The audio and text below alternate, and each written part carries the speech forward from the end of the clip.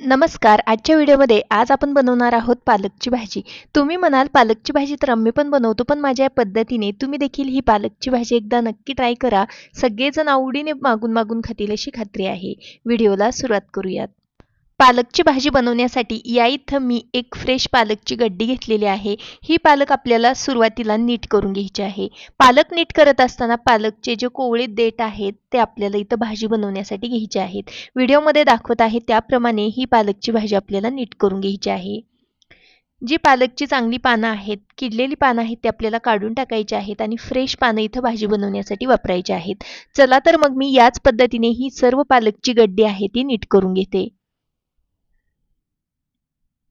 या इथं मी सर्व पालकची गड्डी आहे ती नीट करून घेतलेली आहे. पालक अशा पद्धतीने नीट केल्यानंतर आपल्याला तो पाण्याने स्वच्छ धुवून घ्यायचा आहे. पालक चिरण्याच्या अगोदर आपण तो स्वच्छ पाण्याने धुवून घ्यायचा आहे. तर या ठिकाणी हा सर्व पालक मी छान असा स्वच्छ पाण्याने धुवून घेतलेला आहे. त्यानंतर यामधलं पाणी आहे ते पूर्णपणे नितळून गेलेलं आहे. आता हा पालक आपल्याला चिरून घ्यायचा आहे. तर भाजी बनवण्यासाठी हा पालक आपल्याला अगदी छान असा बारीक चिरून घ्यायचा आहे. जेवढा शक्य आहे तेवढा बारीक आपण हा पालक चिरून घेऊयात.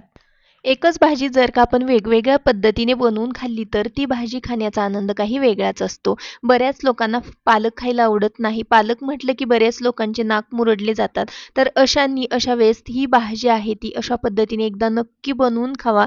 त्यांना इथून पुढे पालक आवडायला लागेल अशी खात्री आहे. तर याच पद्धतीने जी एक पालकची गड्डी नीट करून घेतलेली होती ती मी या पद्धतीने अगदी बारीक अशी चिरून घेतलेली आहे. सर्व पालक छान असा चिरून झालेला आहे. पुढच्या कृतीकडे वळूयात. गॅसवरती फोडणी करता मी कढई गरम करायला ठेवलेली आहे. फोडणी करता आपण तेल घालूयात. 2 पळ्या इथं मी तेल घातलेलं आहे. तेल छान गरम झालं की पाव चमचा जिरे घालूयात. जिरे छान फुललं की यामध्ये एक मीडियम साईजचा बारीक चिरलेला कांदा घालूयात. कांदा देखील आपल्याला हलकासा तांबूस रंगावरती आपल्याला परतून घ्यायचा आहे.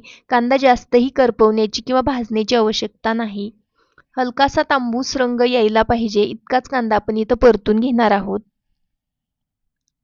या पद्धतीने हा कांदा परतत आलेला आहे. आता यामध्ये आपण ठेचून घेतलेला लसूण घालणार आहोत. तर या भाजीसाठी आपल्याला थोडासा जास्तीत जास्त लसणाचा वापर करायचा आहे. भाजीला अतिशय छान फ्लेवर येतो लसणामुळे. हिरव्या मिरचीचे तुकडे घालूयात आणि छान असे परतून घेऊयात.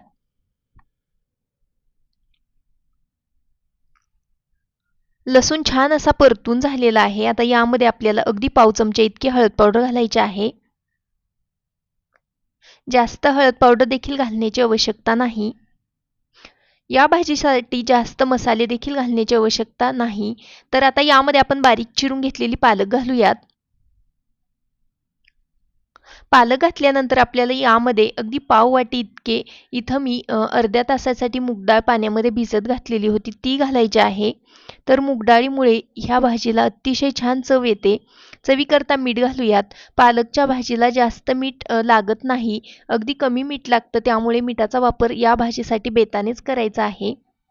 आता ही भाजी व्यवस्थित अशी एकदा आपल्याला मिक्स करून घ्यायची आहे. जसं जसं आपण ही भाजी मिक्स करत जाऊ आणि ही भाजी जशी जशी परतत येईल तशी तशी ही भाजी कमी व्हायला लागते. तर या पद्धतीने ही भाजी आपल्याला 1 ते 2 मिनिटासाठी अशा पद्धतीने छान अशी हलवून घ्यायची आहे. इथं बघू शकता भाजी हलवत असतानाच भाजीला मिठामुळे छान असं पाणी सुटलेलं आहे.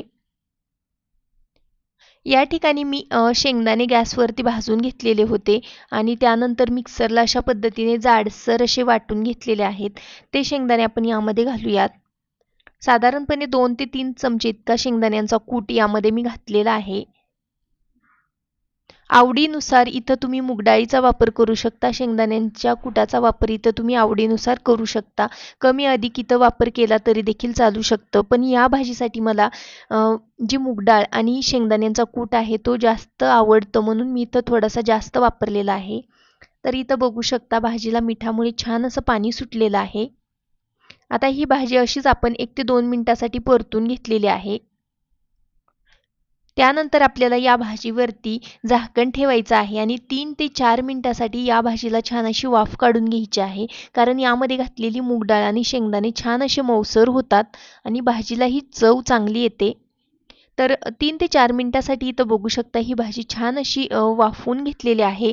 त्यानंतर भाजीला रंग काही सुरेख आलेला आहे आणि इथं आपली मस्त अशी पालकची भाजी बनवून तयार झालेली आहे. एकदा छान अशी हलवून घेऊयात आणि ही भाजी खाण्यासाठी तयार आहे.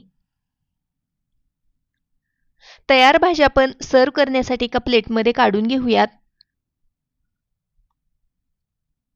भाजीला रंग काही सुरेख आलेला आहे बघू शकता तुम्ही आणि चवीला म्हणाल तर ही भाजी अगदी भन्नाट बनवून तयार होते. ही भाजी तुम्ही ज्वारीच्या भाकरीसोबत किंवा बाजरीच्या भाकरीसोबत खाऊ शकता. चवीला अप्रतिम लागते. अतिशय टेस्टी भाजी इथं बनवून तयार झालेली आहे.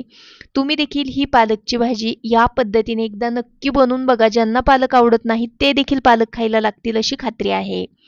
आजचा व्हिडिओ तुम्हाला थोडा जरी आवडलेला असेल तर व्हिडिओला एक लाईक करा. चॅनलवरती नवीन असाल तर सबस्क्राईब करा. पुन्हा भेटू अशाच एका नवीन आणि छानशा रेसिपी सोबत. तोपर्यंत बाय.